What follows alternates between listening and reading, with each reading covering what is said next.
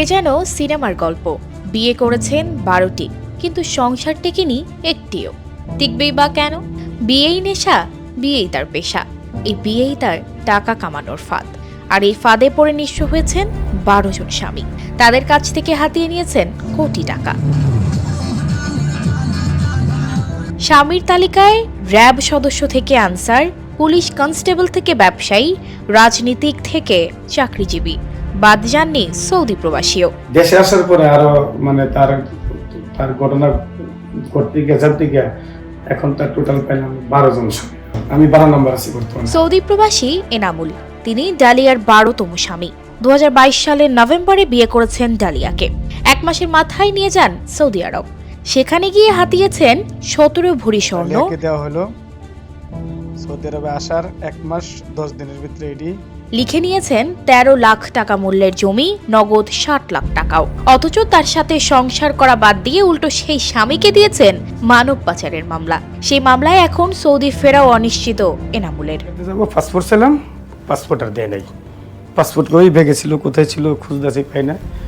Passport না, ticket কাটবো কি করি? আমার সাথে বললো একটা, এখন ভারুল আর একটা। তখন আমি বাংলাদেশে বিভিন্ন জায়গায় এবং ওই আমিনুলের সাথে আমি যোগাযোগ করি। সৌদি আরব থাকতে আমি পাইলাম যে 6, 7, 8টার মতো আমি, এবং তাদের স্বামীর সাথেও কথা হইলো, কাবিননামা পাইলাম এবং সাক্ষী প্রমাণ, এবং আমার যে শালা আছে ছোট, এর জিজ্ঞাসা করলাম, হ্যাঁ সব শেয়ার আছে। ডালিয়া নিজেকে কখনো মডেল, কখনো নৃত্যশিল্পী, আবার কখনো বা পরিচয় দেন অভিনেত্রী হিসেবে। তবে এক এক জায়গায় এক এক নাম ব্যবহার করেন ডালিয়া। কখনো তিনি ডালিয়া আক্তার সাথী, কখনো ডালিয়া খানম, আবার কখনো তিনি মায়া। আর এই মায়ার জালেই ফাঁসিয়েই নিঃস্ব করেছেন 12 জন স্বামীকে। সৌদি আরবে 7 তারিখে যাই, তখন 5 তারিখে তার একটা আমি জমি কিনে দিই 4% 66 পয়েন্ট। জমিটা বলছিল যে আমার নামে আর ওর নামে হবে। তো যখন সাবরেজিস্ট্রি অফিসে গেলাম, তখন জমিটা আপনার পুরাটাই ওর নামে লিখছে ওর বাবা। আমি শুনছি একটা, পরে শুনি 8টা। তখন তো স্বাভাবিক মানসিকভাবে আমি একটু হেনস্থা।